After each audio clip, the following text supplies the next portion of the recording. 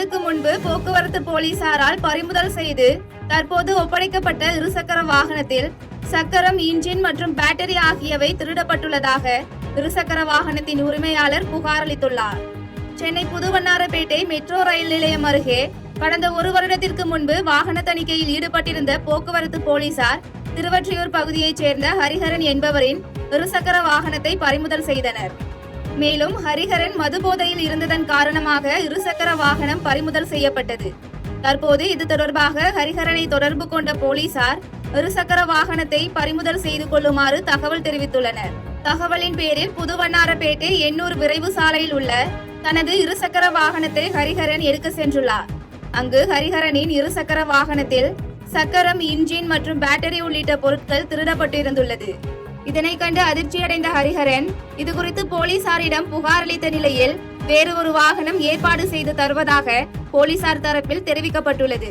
மேலும் சென்னை சுற்றுவட்டார பகுதிகளில் பறிமுதல் செய்யப்படும் பல வாகனங்களில் இதுபோன்ற திருட்டு சம்பவங்கள் நடைபெறுவதால் தமிழக அரசு இதுகுறித்து நடவடிக்கை எடுக்க வேண்டும் என சமூக ஆர்வலர்கள் கோரிக்கை வைத்துள்ளனர்.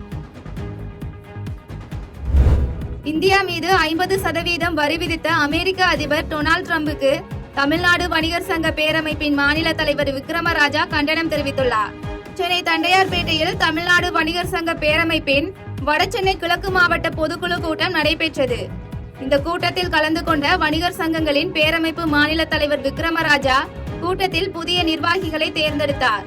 இதனையடுத்து செய்தியாளர்களை சந்தித்த விக்ரமராஜா கார்ப்பரேட் கம்பெனி, ஆன்லைன் வர்த்தகம் மற்றும் டிமார்ட் போன்ற நிறுவனங்களை எதிர்த்து வருகின்ற 30ஆம் தேதி திருச்சியில் முற்றுகை போராட்டம் நடத்த தீர்மானம் நிறைவேற்றப்பட்டுள்ளதாக தெரிவித்தார்.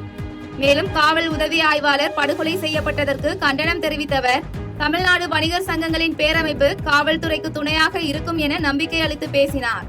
தொடர்ந்து இந்தியாவுக்கு 50% வரி உயர்வு போட்டுள்ள அமெரிக்க அதிபர் டொனால்டு டிரம்புக்கு கண்டனத்தை தெரிவித்தவர் இந்திய தேசத்தின் மீது பற்றுள்ள மக்கள் அமெரிக்க பொருட்களை வாங்காமல் புறக்கணிக்க வேண்டும் என வலியுறுத்தினார்.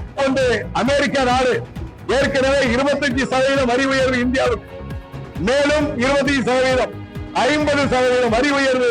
ட்ரம்ப் அவர்களே, உங்களை வன்மையான என்னுடைய கண்டனத்தை பதிவு செய்து கொள்கிறார்.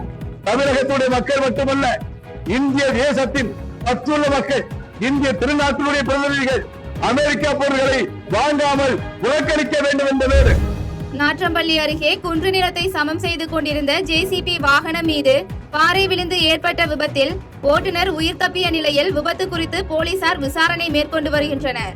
திருப்பத்தூர் மாவட்டம் நாற்றம்பள்ளி அடுத்த நாயனசெருவு பகுதியைச் சேர்ந்தவர் ஆதிகிருஷ்ணன். இவர் தனக்கு சொந்தமான 57 சென்ட் நிலத்தில் உள்ள மேடு பள்ளத்தை சரி செய்வதற்காக அதே பகுதியைச் சேர்ந்த பூபாலன் என்பவருக்கு சொந்தமான ஜேசிபி வாகனத்தை வாடகைக்கு கேட்டுள்ளார். இந்த நிலையில் ராஜா என்ற ஓட்டுநர் பூபாலனின் ஜேசிபி மூலம் ஆதிகிருஷ்ணனின் நிலத்தை சரி செய்து கொண்டிருந்த போது எதிர்பாராத விதமாக ராட்சத பாறை ஒன்று ஜேசிபி வாகனம் மீது விழுந்து விபத்து ஏற்பட்டது. இந்த விபத்தில் ஜேசிபி வாகனத்தில் இருந்த ஓட்டுநர் ராஜா நல்வாய்ப்பாக உயிர் தப்பிய நிலையில் விபத்து குறித்து திம்மம்பேட்டை போலீசார் வழக்கு பதிவு செய்து விசாரணை மேற்கொண்டு வருகின்றனர். மேலும் குன்றுபாறைகள் அதிகமாக உள்ள நிலத்தை சமம் செய்து கொண்டிருந்த போது பாறை உருண்டு ஜேசிபி மீது விழுந்து விபத்து ஏற்பட்ட சம்பவம் அப்பகுதியில் பெரும் பரபரப்பை ஏற்படுத்தியுள்ளது. ஓமலூர் வழியாக கர்நாடகாவில் இருந்து கேரளாவுக்கு கடத்தப்பட்ட 80 லட்சம் ரூபாய் மதிப்பிலான எரிசாராயத்தை பறிமுதல் செய்த போலீசார் கடத்தலில் ஈடுபட்ட 2 பேரை கைது செய்து விசாரணை மேற்கொண்டு வருகின்றனர். சேலம் மாவட்டம் ஓமலூர் வழியாக கர்நாடகாவில் இருந்து கேரளாவிற்கு இரவு நேரங்களில் ஸ்பிரிட் எனப்படும் எரிசாராயம் கடத்தி செல்வதாக மதுவிலக்கு மத்திய நுண்ணறிவு பிரிவுக்கு தகவல் கிடைத்தது. இதன் பேரில் சேலம் மதுவிலக்கு ஆய்வாளர் காமராஜ் தலைமையில் சேலம் மாவட்டம் காமலாபுரம் விமான நிலையம் அருகே மதுவிலக்கு போலீசார் வாகன சோதனை மேற்கொண்டனர். அப்போது அங்கு வந்த லாரி ஒன்று நிற்காமல் சென்றதால் போலீசார் விரட்டி சென்று லாரியை நிறுத்தி சோதனை செய்த போது லாரியில் 20,000 லிட்டர் எரிசாராயம் இருந்துள்ளது. இதனையடுத்து 80 லட்சம் ரூபாய் மதிப்புள்ள எரிசாராயத்தையும் கடத்தலுக்கு பயன்படுத்திய லாரியையும் போலீசார் பறிமுதல் செய்தனர். தொடர்ந்து கடத்தலில் ஈடுபட்ட கேரளாவைச் சேர்ந்த பகீர் முகைதீன் மற்றும் பொள்ளாச்சியை சேர்ந்த அன்பழகன் ஆகியோரை கைது செய்த போலீசார் விசாரணை மேற்கொண்டனர். இந்த விசாரணையில் எரிசாராயத்தை கேரளாவிற்கு கடத்தி சென்று விற்பனை செய்ய திட்டமிட்டதாக கைதான 2 பேரும் வாக்குமூலம் அளித்துள்ளனர். தொடர்ந்து இரும்பாலை மதுவிலக்கு போலீசார் வழக்கு பதிவு செய்து குற்றவாளிகளிடம் விசாரணை மேற்கொண்டு வருகின்றனர். பாஜக அரசுக்கு துணை போகும் இந்திய தேர்தல் ஆணையத்தை கண்டித்து மாவட்ட காங்கிரஸ் கமிட்டி துணைத் தலைவர் இதயத்துல்லா தலைமையில் கண்டன ஆர்ப்பாட்டம் நடைபெற்றது. கள்ளக்குறிச்சி மாவட்டம் சங்கராபுரத்தில் மாவட்ட காங்கிரஸ் கமிட்டி துணைத் தலைவர் இதயத்துல்லா தலைமையில் கண்டன ஆர்ப்பாட்டம் நடைபெற்றது. மேலும் பாரதிய ஜனதா கட்சிக்கு துணை போகும் இந்திய தேர்தல் ஆணையத்தை கண்டித்து நடைபெற்ற கண்டன ஆர்ப்பாட்டத்தில் பாஜக அரசு பதவி விலக வேண்டும் என வலியுறுத்தப்பட்டது. இந்த கண்டன ஆர்ப்பாட்டத்தில் மாநில நிர்வாகிகள் வழக்கறிஞர் இளையராஜா, முத்தமிழ் கண்ணன், இளைஞர் காங்கிரஸ் நிர்வாகிகள் தங்க தமிழன், சார்பு பணி நிர்வாகிகள் பெரியசாமி, ராஜாராம் உள்ளிட்ட கூட்டணி கட்சி நிர்வாகிகள் பலர் கலந்து கொண்டனர். மேல்மருவத்தூரில் பள்ளி மாணவியை அவரது பெற்றோர்களே பாலியல் தொழிலில் ஈடுபடுத்திய வழக்கில் மேலும் 2 போக்சோ வழக்கில் கைது செய்யப்பட்டுள்ளனர். செங்கல்பட்டு மாவட்டம் மதுராந்தகம் அடுத்த முதுகரை பகுதியில் கல்வி பயின்ற பள்ளி மாணவியை அவரது பெற்றோர்களே பாலியல் தொழிலில் ஈடுபடுத்தியுள்ளனர். இதுகுறித்து பள்ளி மாணவி பள்ளி ஆசிரியரிடம் தெரிவித்த நிலையில் இதுகுறித்து பள்ளி ஆசிரியை போலீசாருக்கு தகவல் தெரிவித்துள்ளார். இதன் பின் மேல்மருவத்தூர் அனைத்து மகளிர் போலீசார் மாணவியிடம் விசாரித்த பின் மாணவியின் பெற்றோர்களை போலீசார் கைது செய்திருந்தனர். மேலும் மாணவி அளித்த தகவலின் பேரில் மதுராந்தகம் அருகே முதுகரை பகுதியைச் சேர்ந்த முருகன் மற்றும் செல்வம் ஆகியோரை மேல்மருவத்தூர் அனைத்து மகளிர் காவல் நிலைய போலீசார் கைது செய்து சிறையில் அடைத்தனர். கோவையில் முன்விரோதம் காரணமாக இளைஞரை பிளேடால் அறுத்து தாக்கிய 2 போலீசார் தேடி வருகின்றனர். கோவை அறிவொளி நகர் பகுதியைச் சேர்ந்த விக்னேஷ் என்பவர் தனது நண்பர் அந்தோணியுடன் கடந்த 2ஆம் தேதி மதுபான கடையில் மது அருந்திக் கொண்டிருந்துள்ளார். அப்பொழுது குனியமுத்தூர் பகுதியைச் சேர்ந்த முத்தி மற்றும் மணி ஆகிய 2 வாய் தகராறு ஏற்பட்டதாக கூறப்படுகிறது. இதனையடுத்து 5ஆம் தேதி மாலை விக்னேஷ் நண்பருடன் மது அருந்திக் கொண்டிருந்த போது அங்கு வந்த மணி சட்டை பையில் வைத்திருந்த சிறிய பிளேடால் விக்னேஷை தாக்கியுள்ளார். இதனையடுத்து பொதுமக்கள் உதவியுடன் விக்னேஷ் கோவை அரசு மருத்துவமனையில் சிகிச்சைக்காக அனுமதிக்கப்பட்டுள்ள நிலையில் விக்னேஷ் அளித்த புகாரின் அடிப்படையில் போலீசார் முத்து மற்றும் மணி மீது வழக்கு பதிவு செய்து தப்பி ஓடிய முத்து மற்றும் மணியை தீவிரமாக தேடி வருகின்றனர். கிங்டம் திரைப்படத்தை 2 நாட்களில் நிறுத்தவில்லை என்றால் திரையரங்கில் எந்த படமும் ஓடாது என அருப்புக்கோட்டையில் நாம் தமிழர் கட்சியின் ஒருங்கிணைப்பாளர் சீமான் பேட்டியளித்துள்ளார். விருதுநகர் மாவட்டம் அருப்புக்கோட்டை வெள்ளக்கோட்டை பகுதியில் நாம் தமிழர் கட்சியின் தொழிற்சங்க பேரவை சார்பில் நெசவாளர் வாழ்வுரிமை பாதுகாப்பு பொதுக்கூட்டம் நடைபெற்றது.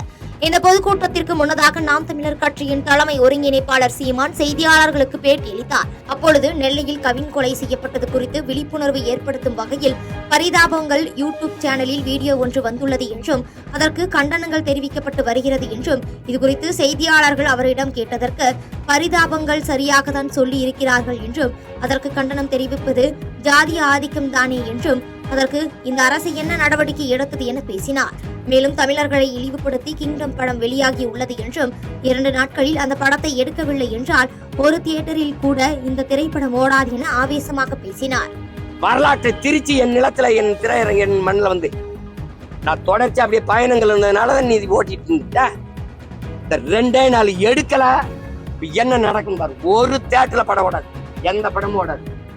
சேட்டை தானே இதெல்லாம். அறிக்கை கொடுக்குறேன், நாகரிகமா கடிதம் கொண்டு கொடுக்குறேன், எடுத்துருங்க. அப்படியா என் மானத்தை வித்து உனக்கு பணம் தேவைப்படுது, என் இனத்தின் மானத்தை வித்து அப்படி என்ன தேவைப்படுது? சென்னையில் பிரபல ரவுடி வெட்டி படுகொலை செய்யப்பட்ட வழக்கில் பள்ளி மற்றும் கல்லூரி மாணவர்கள் 2 காவல் நிலையத்தில் சரணடைந்துள்ளனர். சென்னை டிபி சத்திரம் ஜோதியம்மாள் 2வது குறுக்கு தெருவில் வசித்து வந்த ரவுடி ராஜ்குமாரை 2 இருசக்கர வாகனத்தில் வந்த அடையாளம் தெரியாத 6 பேர் கொண்ட கும்பல் ராஜ்குமாரை கத்தியால் வெட்டி கொலை செய்துவிட்டு அங்கிருந்து தப்பிச் சென்றுள்ளனர். இந்த கொலை சம்பவம் குறித்து டிபி சத்திரம் போலீசார் வழக்கு பதிவு செய்து சம்பவ இடத்தில் பதிவான சிசிடிவி காட்சிகளை கைப்பற்றி கொலை குற்றவாளிகளை அடையாளம் கண்டு கைது செய்யும் நடவடிக்கையில் மேற்கொண்டு வந்தனர். இந்த நிலையில் ராஜ்குமார் கொலை வழக்கில் தொடர்புடைய யுவனேஷ் மற்றும் 17 வயது உடைய சிறுவன் காவல் நிலையத்தில் சரணடைந்தனர். அவர்களிடம் போலீசார் விசாரணை மேற்கொண்டதில் யுவனேஷ் தந்தை செந்தில்குமாரை 2008ஆம் ஆண்டு ராஜ்குமார் தனது கூட்டாளிகளுடன் சேர்ந்து வெட்டி கொலை செய்ததும் அதற்கு பழிக்கு பழியாக இவரை கொன்றதும் தெரிய வந்தது. மேலும் போலீசார் விசாரணை மேற்கொண்டு வருவதுடன் தலைமறைவாக உள்ள மேலும் சிலரை தேடி வருகின்றனர்.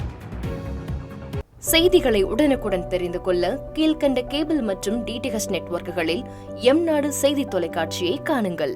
பாதகம் செய்பவரை கண்டால் நாம் பயம் கொள்ளலாகாது பாப்பா. மோதி மிதித்து விடு பாப்பா, அவர் முகத்தில் உமிழ்ந்து விடு பாப்பா. அண்மை செய்திகளை உடனுக்குடன் தெரிந்து கொள்ள இணைந்திருங்கள் எம்நாடு தொலைக்காட்சியுடன்.